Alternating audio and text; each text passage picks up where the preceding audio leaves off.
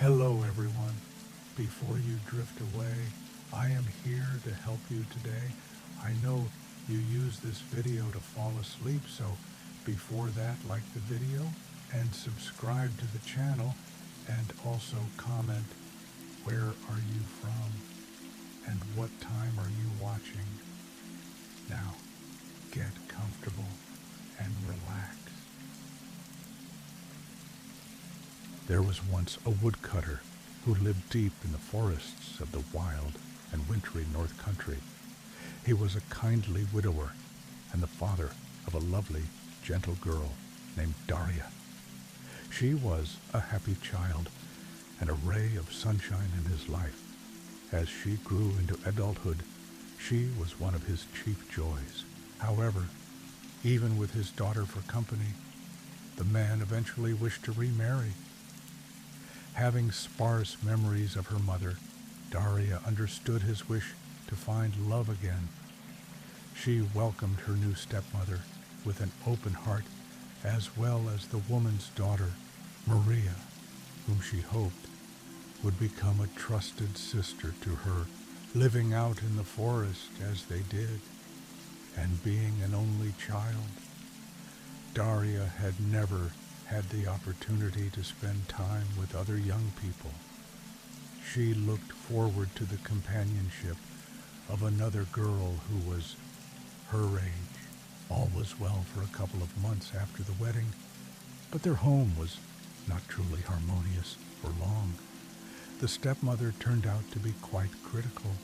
She questioned Daria's father about every perceived shortcoming, and she especially took a dislike to her stepdaughter, Daria. This was due to no fault on the girl's part. The simple truth was that the woman knew her own daughter, Maria, fell short. Because of this, she was resentful of Daria's superior charms. The harder Daria tried to please her, the more she scolded the girl. Even when revealing her best qualities, Daria only seemed to make her stepmother more annoyed with her. Luckily, Daria was not completely without friends. She had an enormous furry dog named Victor, whom her father had given her as a gift many years ago. They often joked that Victor was actually a wolf, as he had the size and strength of one. But despite the penetrating gaze of his icy blue eyes, he was just a big, gentle beast. He was as loyal to Daria as could be. She was grateful for Victor's companionship and his furry hugs. It came to pass that Daria's father was to set off on a brief journey. He was delivering wood to a nearby village and would be gone for 2 days. With winter approaching, it was important for him to take advantage of the great demand for firewood, so he was willing to travel a bit in order to trade his wood for important supplies that they'd need in the months ahead. His wife packed him food for the journey, and all three bade him farewell. Daria especially hugged him tight and wished him good fortune. As Victor sat patiently at her heels, watching her father ride away in the heavily laden wagon, Daria leaned down and wrapped her arms around her faithful dog. She wasn't looking forward to spending these next 2 days without her father, her trusty pet, her only real friend. Turning reluctantly, she went back into the house, noticing that her stepmother and stepsister had disappeared as soon as the wagon had started rolling. They didn't seem to care that her father had left. The day proceeded as it usually would. Each of them attended to their own chores, and they spoke to each other very little. But Daria's stepmother was calmly planning to take advantage of her husband's absence. She was plotting a way to rid herself of Daria once and for all. In the late afternoon, with the early winter sunset just an hour away, Daria was reading quietly in her sleeping loft. She was quite absorbed in her book, but she was pulled away from it by the sound of commotion in the kitchen downstairs. Her stepmother was carrying on loudly about something, and Daria quickly descended to find out what was going on. The front door was wide open, allowing cold air to flow through the house, and her stepmother was clasping her hands in distress. "Daria," she said, "the wind blew the door open, and your dog Victor went running off." Daria looked from the door to her stepmother, and then to Maria, who was making pancakes in the oven. Indeed, Victor was nowhere to be seen. He could usually be found enjoying the heat from the stove, but he wasn't upstairs, and he was not here in the kitchen either. Daria could see that. Without a word, she grabbed her woolen wrap and ran outside into the yard, calling here and there for Victor. She covered the length of their little homestead. She searched every possible outbuilding and shed, but there was no sign of her dear and trusty friend. She returned to the front door and asked her stepmother if she had seen which way he'd gone. The crafty woman pointed in the direction of the trail that led deep into the woods. Then she added, "If you're quick, you may catch him without taking care to bring heavier clothing." Daria immediately ran off in the direction of the path. She wasn't thinking very clearly, but it was her hope that she would come upon Victor quickly and be able to bring him back to the warmth and safety of the house. As the girl disappeared into the gloom, the stepmother closed the door and gave Maria a sneaky smile. Then she crossed to the pantry and opened the door. There, inside, without a care in the world, sat Victor. He was finishing off an enormous pile of pancakes, which had kept him very busy while Daria had been calling for him. Maria and her mother snickered in delight at the deception they had successfully performed. As Victor went and snuffled at the front door, realizing his mistress was gone, they sat down and heartily ate the rest of the pancakes from the oven. Meanwhile, Daria's search for Victor had led her deep into the wood. If she had stopped for a moment, she would have realized that twilight was coming, and she should delay her search until morning. She would have considered that Victor was a hardy dog of the north, and that he would be fine, probably even finding his own way home. She might have, at the very least, gotten herself a heavier coat.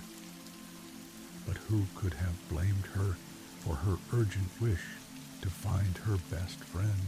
She kept telling herself that if she just went around this next bend, if she just called out a little further, her dog would come running. In this way, she wandered too far. By the time she realized she was lost and far from home, night was falling. Soon, Daria was trudging blindly through the twilight, over tree roots, around boulders, and under low-hanging branches. She went, calling out for Victor. In her heart, though, she suspected her dog was nowhere near. As the woods became darker and darker, she realized that the best course of action would be to find some kind of shelter and huddle there until daylight. She soon came upon a small clearing fringed by thickly clustered evergreen trees.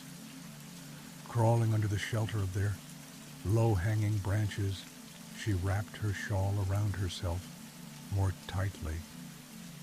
Her resting spot provided some shelter from the breeze, and she could see the light from the moon illuminating the scene before her. It was not comfortable, but it had to be enough, she told herself. Leaning back against a tree trunk, she began to doze off. But then something strange happened. The very air around her seemed to quickly drop in temperature to the point where it pulled her from her chilled stupor. Her nose tingled, and the forest seemed to whisper in her ear. She turned to look behind her, over her shoulder, sensing a presence. Or perhaps it was just a change in the atmosphere.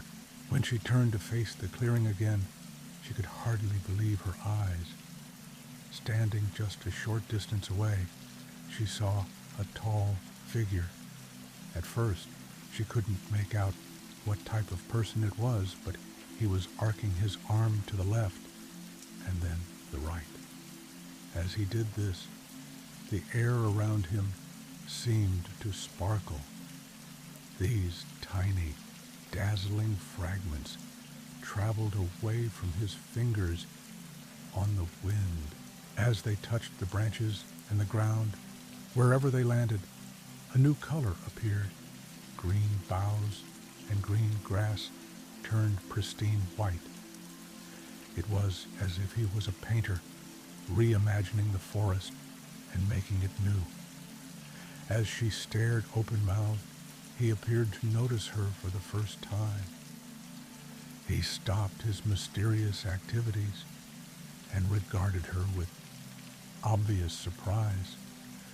Maria didn't know what to say. In fact, she was quite dumbstruck, so it was he who spoke first. "My goodness, where did you come from?" he asked her in a friendly way. But Daria found her tongue was quite tied. He really was rather handsome, she realized. Seeing she had no response, he folded his arms and peered at her, considering the answer for himself.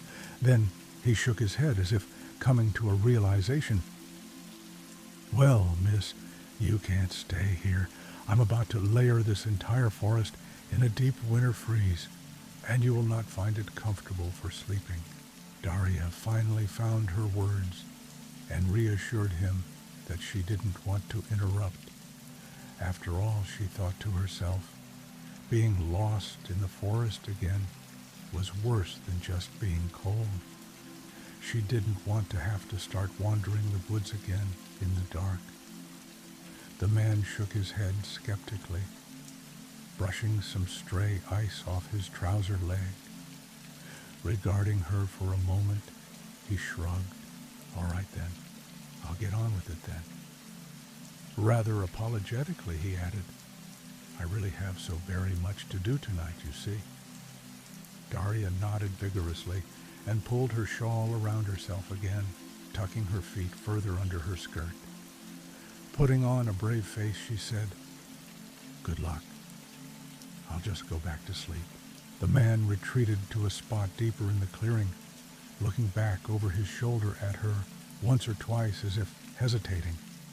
Then he began spreading his arms wide again, and a spectacular, glittering spray of winter resumed. In the light of the moon, it was like diamonds coated the forest floor and every other surface near him. Oh, but the temperature did drop. Daria was determined to keep her courage up, but it was very, very cold now. Her chin began to wobble as she shivered, and then her teeth made a little chatter. The tall, handsome stranger turned mid-clearing and looked at her. Then he abruptly stopped his work once again, striding back in her direction. "Miss," he spoke to Daria a second time, "you are clearly not dressed for winter, and I fear that this isn't even the coldest it's going to get this evening. Perhaps you could travel homeward to a fire somewhere." Daria knew that wasn't an option, putting on a very brave smile. She clenched her chattering teeth together and shook her head. "I'm not cold at all," she lied. "I like the winter. It's my favorite season, and you do make it so very pretty." The man looked a bit flattered, but then exasperated. He regarded her again, bemused. Then, wordlessly, he returned to the center of the clearing. This time, his magical hands let loose the most frigid enchantment yet. Icicles appeared on the tree boughs. Freezing wind gusts made little swirling cyclones of snow. The world around Daria was frosted with dazzling sugar. It was a nose-biting winter wonderland, and Daria was forced to stand and start stamping her feet and rubbing her hands together. She could no longer keep up appearances. She was too cold. Finished with his work in the clearing, the strapping young man returned and gave Daria a kindly look.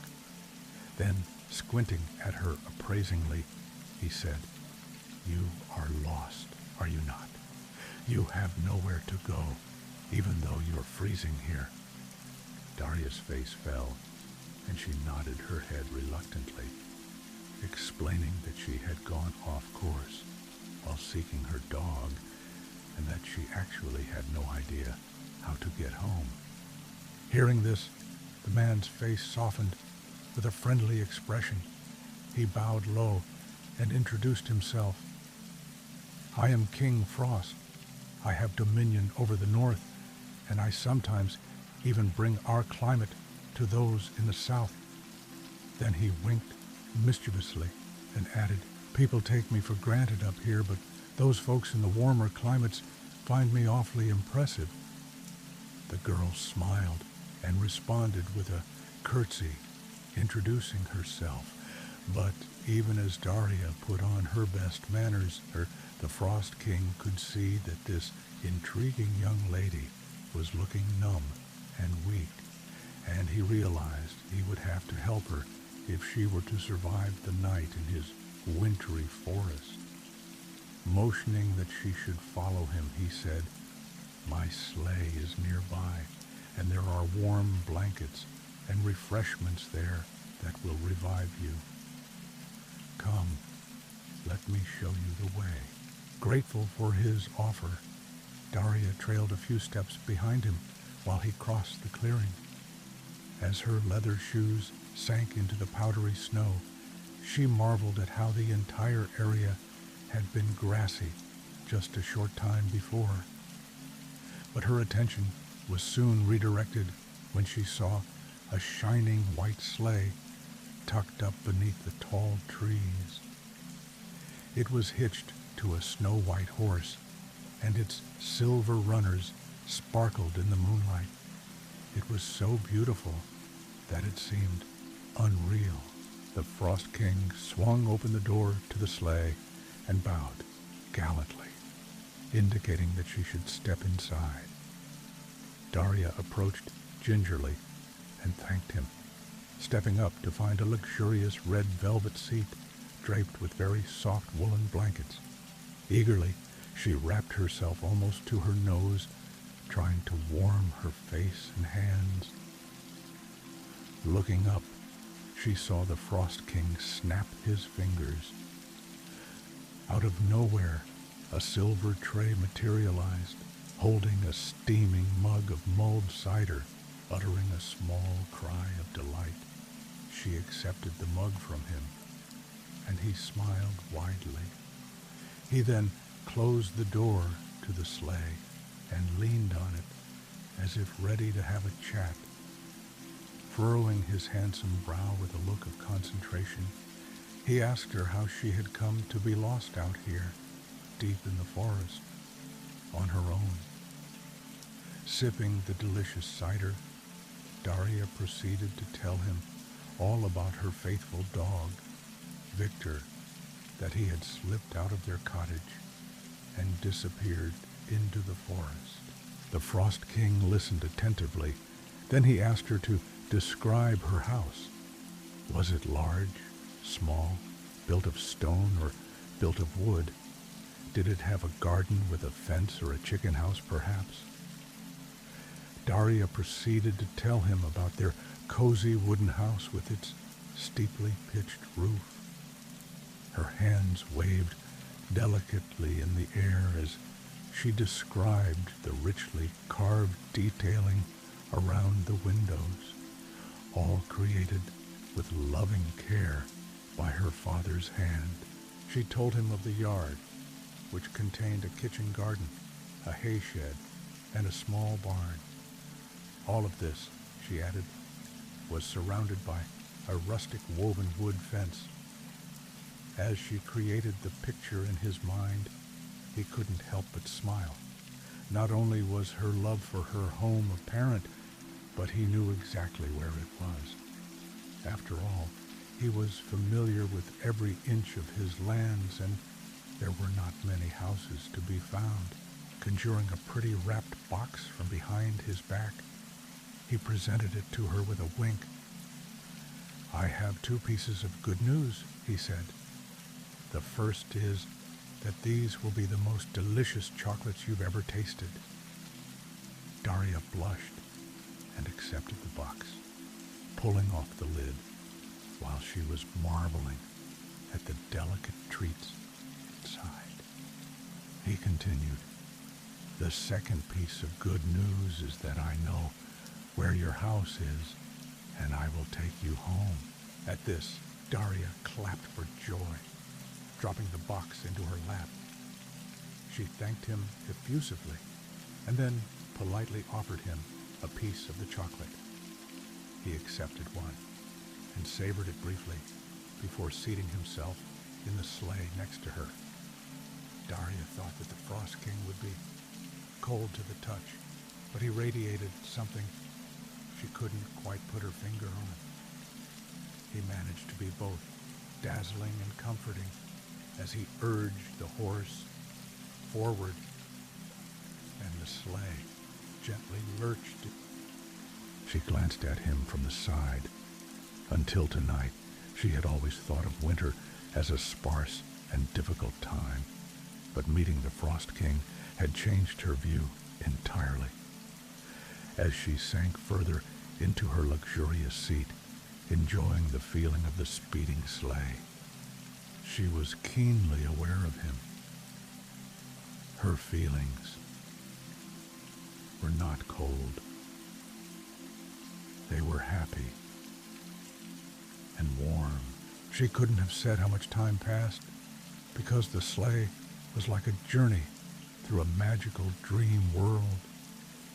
The very trees seemed to graciously lift their branches as the Frost King passed, and the forest sang with the gentle song of 1,000 shimmering bells. The snow and ice he had wrought were like glittering decorations, generously dressing every inch of the landscape with enchantment, and nothing was more complimentary than the bright light of the moon, which made everything appear to glow. For his part, the Frost King was the perfect travel companion. He sang jolly songs, told her delightful stories about his adventures, and politely asked her about her own life. As a woodcutter's daughter, she felt her responses were quite dull in comparison to his fantastical experiences, but she offered what she could. She told him about her father, her stepmother, and stepsister, and their life together at the homestead. These details seemed mundane to her, but she didn't want him to stop talking to her. The Frost King found her sincerity charming and thoroughly enjoyed her tales. Most of all, he appreciated her love of the simple life in the difficult North Country, where he reigned. Finally, the time came when the musical shushing of the sleigh through the wintry forest faded out as they pulled into the yard of her house. Daria felt a twinge of regret, having started out so desperately. This night had turned out to be the most amazing night of her life. The Frost King got out of the sleigh, opening the door wide, and offered her his hand. "Careful, don't slip," he cautioned with a smile. "Someone has coated your entire garden with ice and snow." Daria laughed lightly and began to remove the exquisite woolen blanket from her shoulders. No, you keep it," he said. "Consider it a gift from me to you." She blushed and nodded, at which he added, "It may be of some use next time you wander into the woods at night."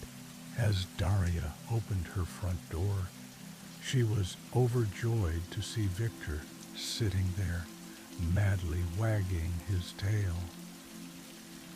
"He must have come home while I was gone," she thought to herself with puzzlement as she buried her face in his soft fur and hugged him tight. Then, as she stood and slowly closed the door behind her, she peeked through the crack. She got one last look at the Frost King as he instructed the stately horse to take him away.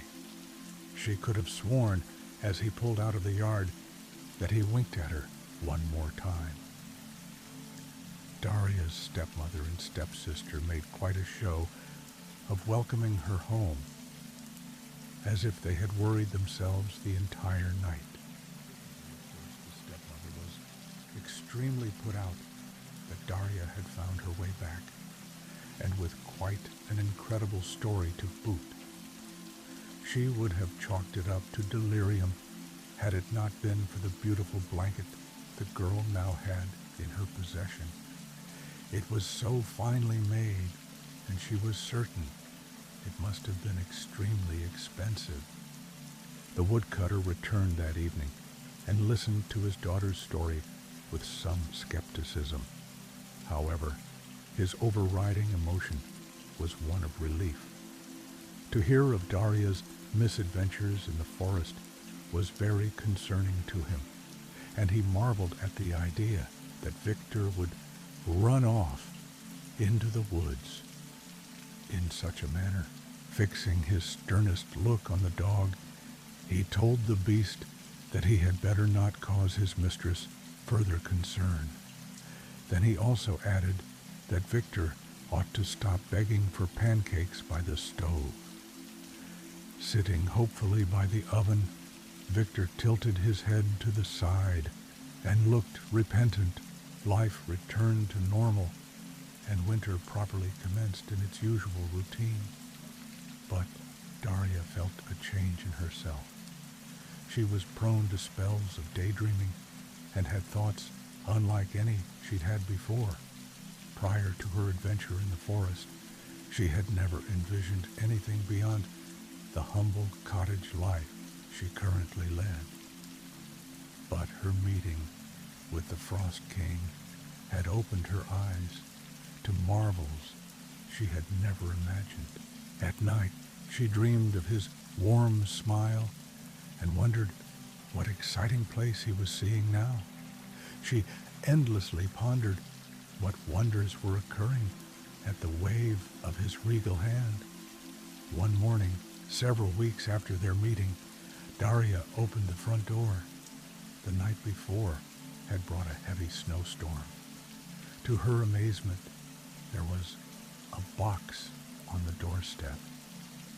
It was beautifully wrapped in shining silver paper and tied with a soft green velvet bow. Bringing the package inside the house, she carefully unwrapped it, feeling as if she shouldn't tear the beautiful paper in the process. Lifting the lid, she found an exquisite velvet cloak inside. It was of a royal blue color and embroidered all over with tiny silver snowflakes.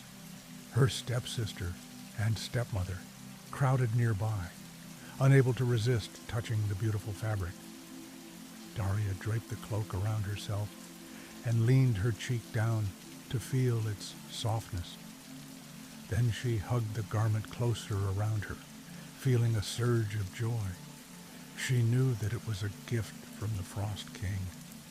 Even though the cloak itself was a treat, it was his thoughts of her that made her happiest. The arrival of this extravagant gift put her stepmother in a very sour mood indeed. She commanded Daria to put the silly cape away and to busy herself with her chores.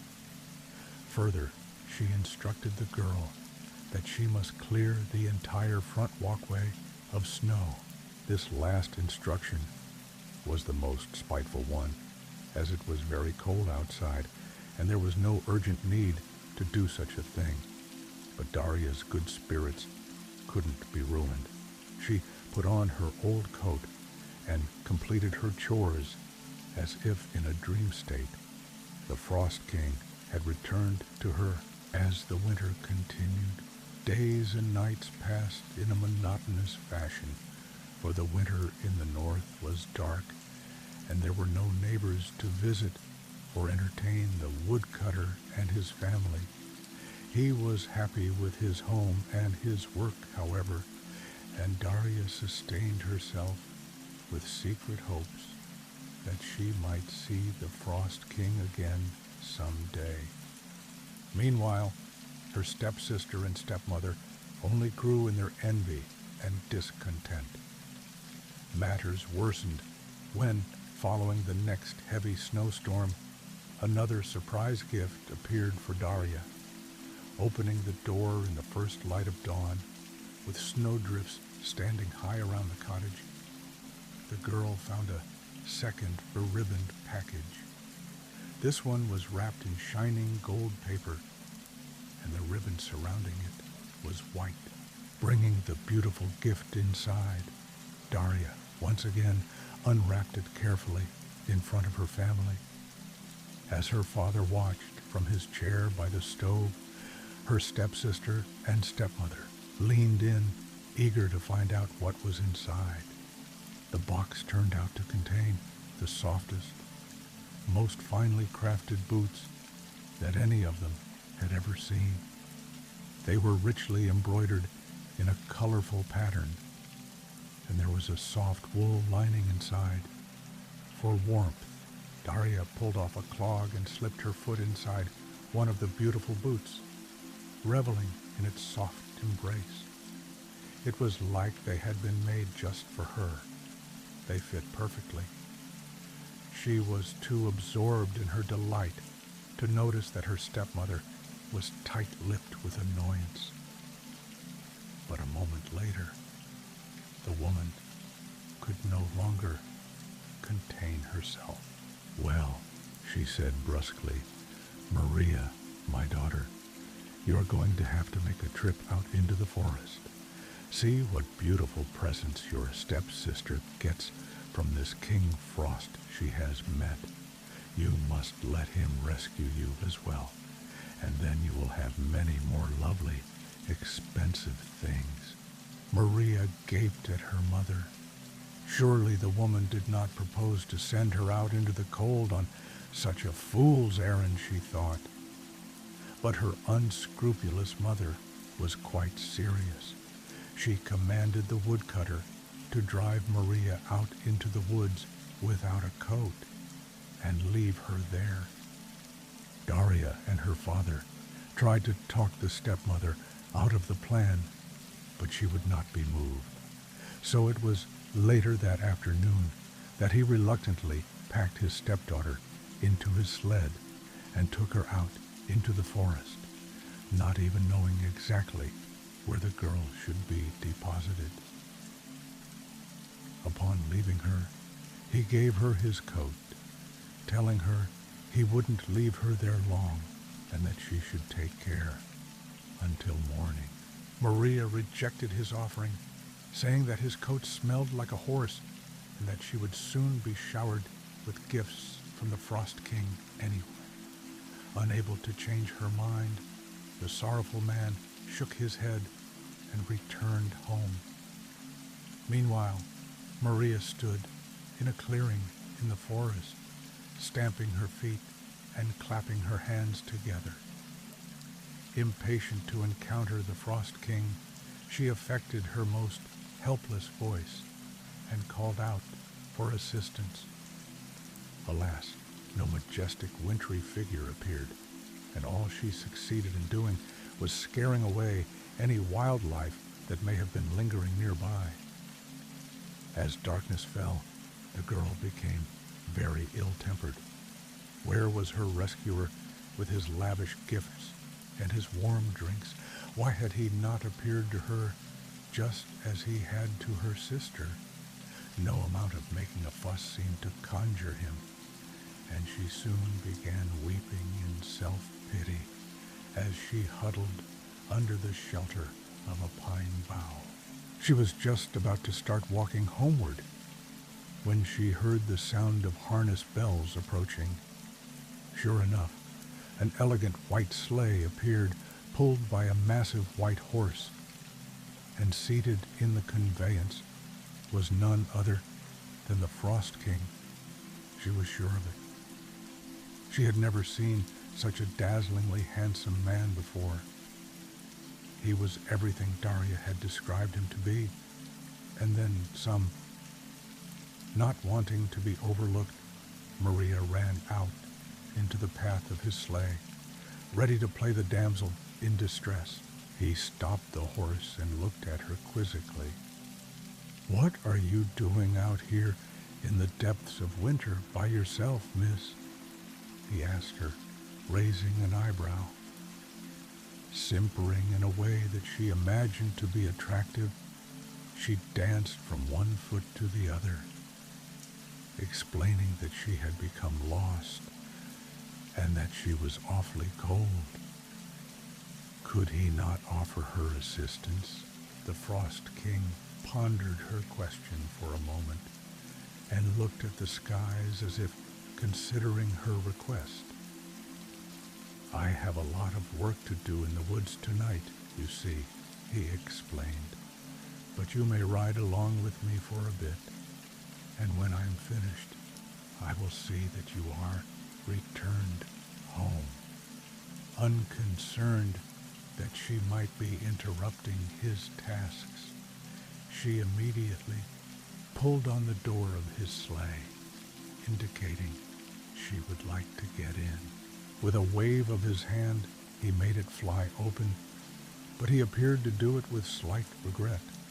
Although she was disappointed not to be regally handed in like a fine lady, she took her chance to climb aboard. She gently wrapped herself in the fine blanket that sat there, secretly assuming it would be going home with her. After all, this was where Daria's fine woolen wrap had come from. As they started driving, Maria cleared her throat with a sense of importance. The Frost King stopped the horse and turned to her with a long-suffering look. He asked her what was amiss. "Well," she said, with a cloying smile, "will you not offer me some refreshment?" A look of understanding crossed the face of the wintry king, as if he suddenly realized the truth about her. Then, with a look of mischief, he conjured up a rustic cup of hot water and a slice of plain bread, handing it to her on a plate. "Enjoy it," he told her. Maria was extremely put out. This was not at all the treatment she had been led to expect. Had she come out into these freezing cold woods to be treated like a commoner? No, she reflected with annoyance. As the sleigh started up again, she cleared her throat a second time. "How long must your work go on?"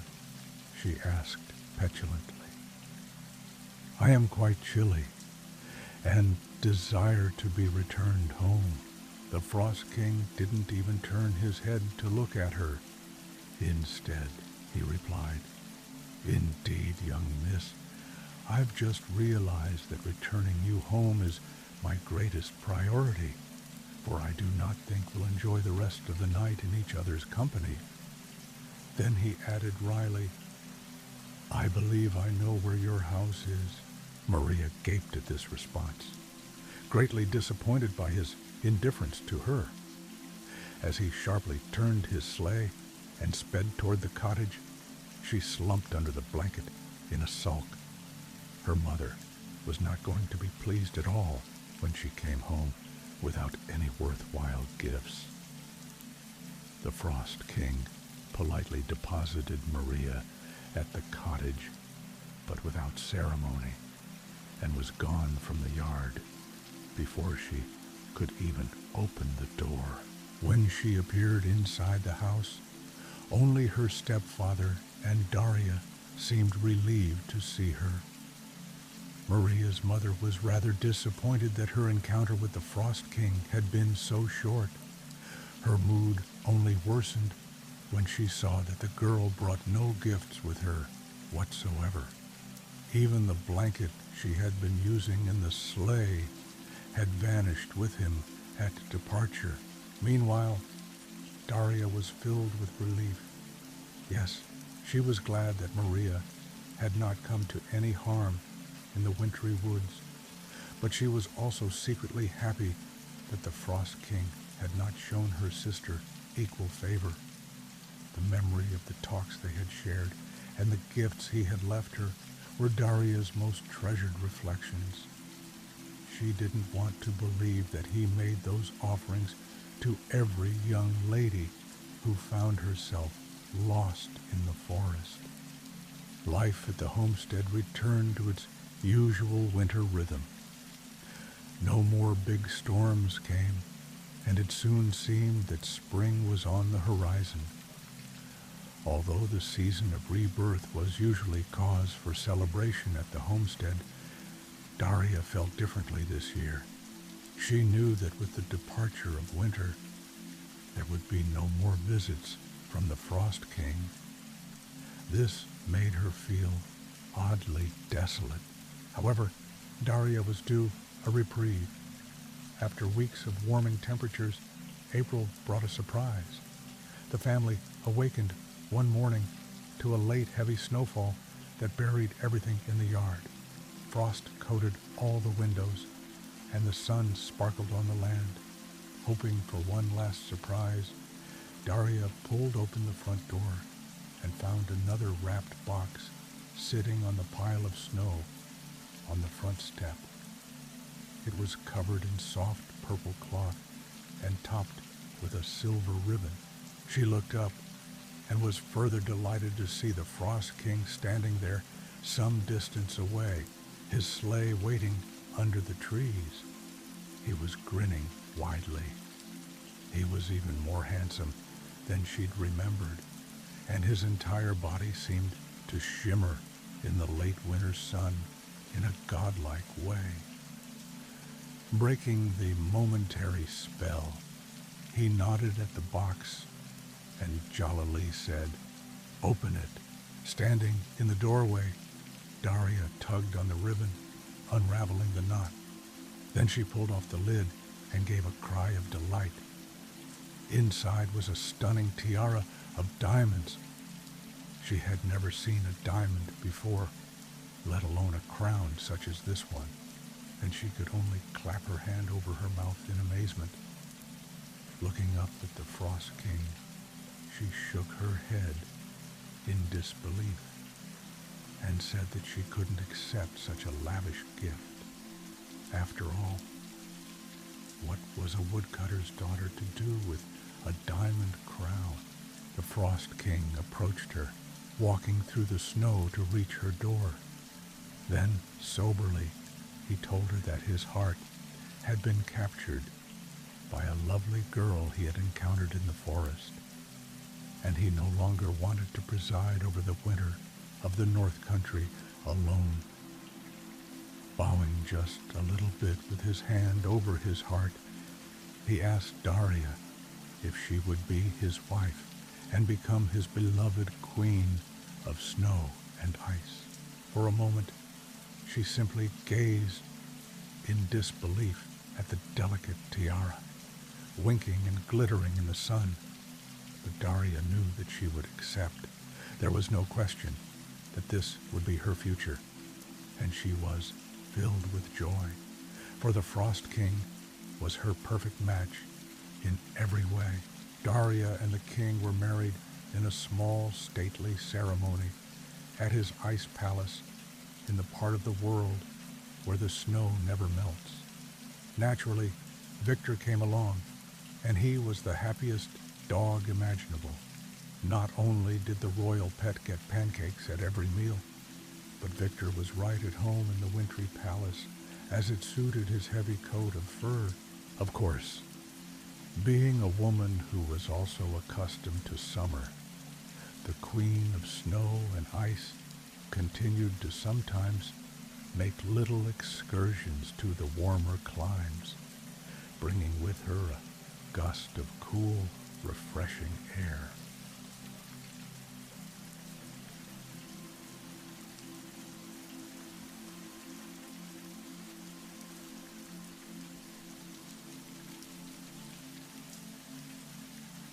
So next time you relish that early burst of autumn, or you enjoy a cold rainstorm that gives relief from the heat of summer, you will know that she is near. And know also that she and the Frost King will be coming back together when the time is right to return you to the full magic of a winter wonderland.